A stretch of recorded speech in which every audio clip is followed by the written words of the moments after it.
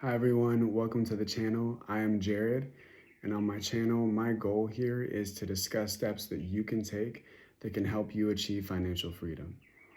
As a single dad who is a millennial, divorced, filed bankruptcy. At one point, I had about a 450 credit score to where I am today with about a 710 credit score, living out on the West Coast in an expensive city of Los Angeles.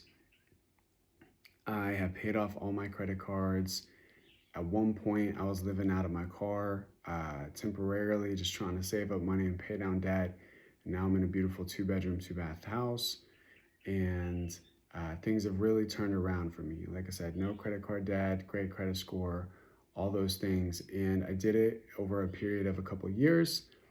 So my videos are not get rich quick videos, but at the same time, they are a proven solution and things that I definitely think you will find beneficial.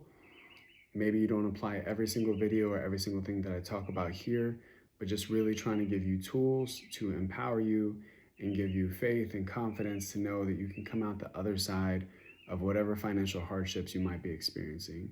I've been there, I've experienced it. I started out in North Carolina. I owned a house at the age of 21. I had a federal job. I had my master's degree by about the age of 27, which is when I moved to the West Coast. Found someone, fell in love, had kids. That didn't work out. We got divorced, and now I'm a single dad to two amazing kids. Uh, Filed bankruptcy and struggled for a while with debt. And because I was a high earner, all of that debt did not go away. So still had to deal with the debt. Beyond that, trying to, take care of all my responsibilities while, finding a way to pay for rent and everything else out here. So I can relate to all of it. I can relate to all the struggles, all the stress. And so my goal here is just to help you get through that and to know that you can. My first video today is really going to talk about what I think is key on this journey. If you are starting from day zero with the goal of getting out of debt and taking back your life, the first and most important thing for you to do is to get an understanding around where you are spending your money. So, this is typically something very tough to do. It seems like it's not tough, like technically, but it's tough emotionally, right? Because money, we have emotions with money. There's an amazing book called The Psychology of Money. I encourage you all to read it. But we have emotions tied to money and our view of money. Typically, when we're in debt, the idea of sitting down and just reviewing all of our finances and where we're spending money is just painful because you already know you feel like you don't have enough, right? So it's all very painful. But it's necessary, and it's necessary to know that, hey, I'm gonna go through this. I'm gonna sit down and I'm gonna face my fears and face my finances. But I know that I am capable of having a plan and I will come out the other side one way or the other. It might be a year, might be 5, might be 10, but it is going to happen, and I'm not going to live with this constant stress of debt or mismanaged finances. So, first thing you're going to do when you sit down and face your finances, essentially it's building a budget, but it's a little different. So before you even get to your budget, before you even get to your month to month, what your goal is financially, the first thing you need to do is just identify everything.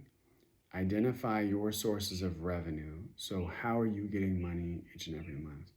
Maybe you're a W-2 employee and this is coming in the form of a paycheck. Maybe you're an independent contractor. Maybe you have your own business.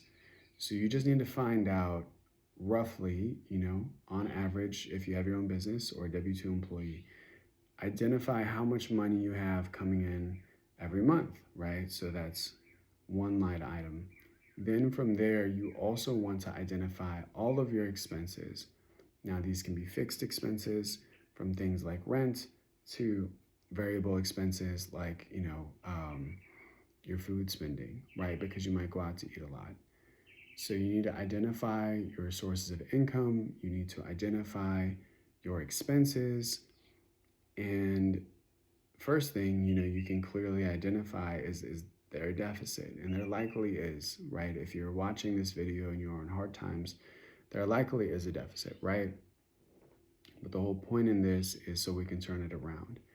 So then the next thing you'll want to do is identify the areas where you could cut spending, right? So with that, your three biggest expenses are typically going to be housing, transportation, and food. So anything you can do in those areas, is gonna be huge. But before we go into full out budgeting, again, this is really just to help you understand your spending. That's all I want this video to be about.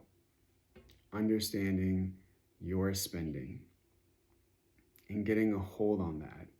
So before you get into changing how you spend, you need to make a conscious decision that says, I know how much money I have going in, and I'm going to change how that money goes out, right? That's all you got to do.